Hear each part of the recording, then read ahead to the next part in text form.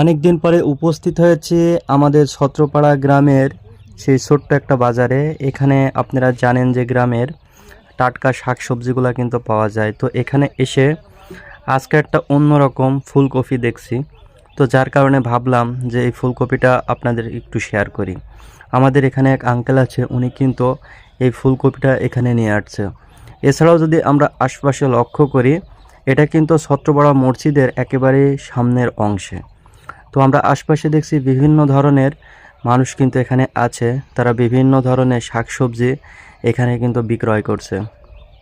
তো সব মিলে কিন্তু আমাদের এখানে প্রতি সপ্তাহে 2 দিন কিন্তু এমন হাট বসে, শুক্রবার এবং সোমবার। আপনারাও চাইলে আমাদের এখান থেকে টাটকা শাকসবজি ক্রয় করতে পারেন।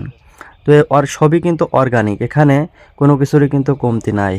তো রোজা সামনে, যেহেতু রোজা, তো রোজার কারণে আমরা একটা জিনিস লক্ষ্য করছি, আজকে আমাদের এখানে মানুষের সংখ্যা খুবই কিন্তু কম। আর এই যে সেই ফুলকপি, যেটা আমার কাছে খুবই ভালো লাগছে, হয়তো খাইতেও অনেক বেশি স্বাদ হবে।